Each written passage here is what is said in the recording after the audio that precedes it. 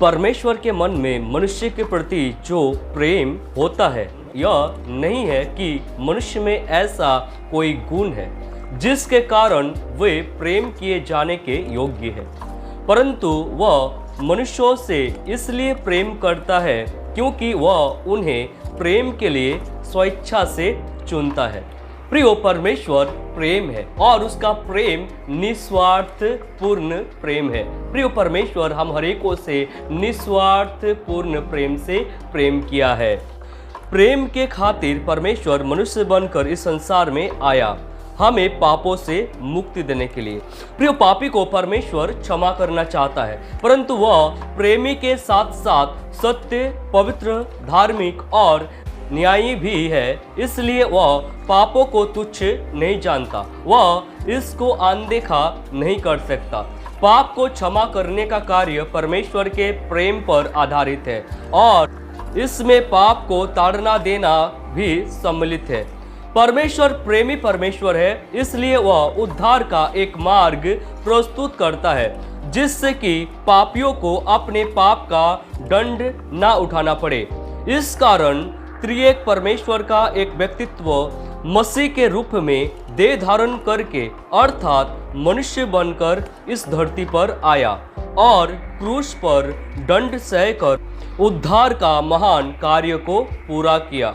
मनुष्यों का जन्म पाप के साथ ही होता है क्योंकि हर मनुष्यों के लहू में आदम का पाप मौजूद है, परंतु प्रभु यीशु मसीह इस संसार में बिना पाप के जन्मा। कुमारी से जन्म लिया हुआ प्रभु यीशु मसीह शरीर की अभिलाषा या पुरुष की इच्छा से नहीं, परंतु पवित्र आत्मा के सामर्थ्य से जन्म लिया। प्रभु यीशु मसीह के मनुष्य का रूप धारण करके संसार में आने के लिए कुमारी मरियम एक जरिया बनी। इस प्रकार प्रभु यीशु मसीह कुमारी मरियम के गर्भ से बेतलहम के गौशाला में जन्म लिया और नसरत में पाला पोसा गया और बड़ा हुआ। 33.5 साल तक प्रभु यीशु मसीह इस दुनिया में रहा। उसने सेवकाई गलील से आरंभ किया।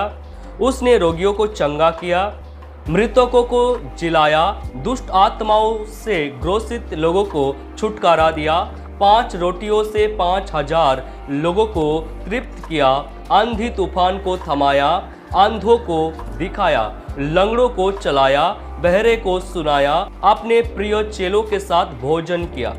चेलों के साथ आखिरी फसह के बाद प्रभु यीशु मसीह गत्समनी के बागीचे में प्रार्थना किया।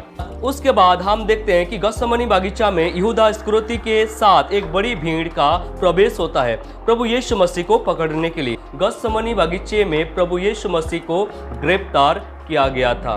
प्रभु यीशु मसीह यदि चाहते तो विरोधियों को नाश करने के लिए एक पल भी नहीं लगता, परंतु प्रभु यीशु मसीह ने ऐसा नहीं चाहा क्योंकि मानव जाति के उद्धार के लिए प्रभु यीशु मसीह को मरना अनिवार्य था। प्रभु यीशु मसीह के क्रूस के मृत्यु के बिना मनुष्य जाति का उद्धार हो नहीं सकता, इसलिए प्रभु यीशु मसीह ने इस प्रकार का मृत्यु को स्वीकार किए। प्रियो, प्रभु यीशु मसीह हमारे लिए, हम सबों के पापों के लिए, संपूर्ण मानव जाति के पापों के लिए अपने आप को बलिदान होने के लिए दे दिया है। प्रियो, पुराना नियम में भी हम देख सकते हैं कि प्रभु यीशु मसीह की मृत्यु के बारे में भविष्यवाणी किया गया। प्रभु यीशु मसीह भी स्वयं के मृत्यु के बारे में कई बार भविष्यवाणी किए हैं। जिस रात प्रभु यीशु मसीह पकड़वाया गया था, उस रात 12 घंटों के अंदर में प्रभु यीशु मसीह का 5 बार न्याय किया गया था। पहला हन्ना के सामने, फिर कैफा के सामने, उसके बाद पिलातुस के सामने, उसके बाद फिर हेरोदेस के सामने, फिर हेरोदेस ने फिर से पिलातुस के सामने में भेजा था।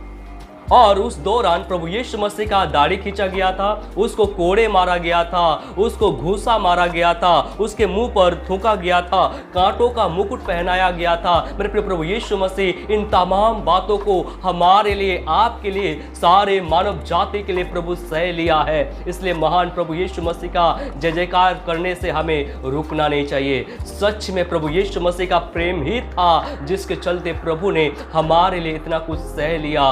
बद होने वाले मेमने के समान चुपचाप रहा, सारे जुल्म सहता गया और प्रभु ने सारे दुख को अपने ऊपर में उठा लिया और अंत में प्रभु यीशु मसीह क्रूस में अपना जान दे के हम हर एक से प्रेम किया। प्रभु यीशु मसीह कलवरी पर्वत पर क्रूस पर चढ़ाया गया और इस प्रकार क्रूस के मृत्यु के बाद प्रभु यीशु मसीह ने अपना आने का उद्देश्य को पूरा किया।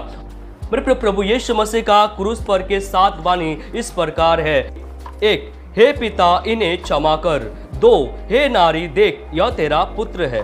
3, आज ही तू मेरे साथ स्वर्गलोक में होगा। 4, हे परमेश्वर तूने मुझे क्यों छोड़ दिया।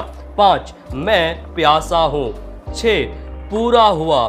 7, हे पिता मैं अपनी आत्मा तेरे हाथों में सौंपता हूँ। प्रभु यीशु मसीह को लगभग 9 बजे क्रूस पर चढ़ाया गया था और प्रभु यीशु मसीह लगभग 3 बजे प्राण त्याग दिए थे। इस प्रकार मनुष्यों को पापों से मुक्ति देने के लिए प्रभु यीशु मसीह ने अपने आप को दे दिया, अपना जान दे के हमारे पापों का मूल्य चुकाया।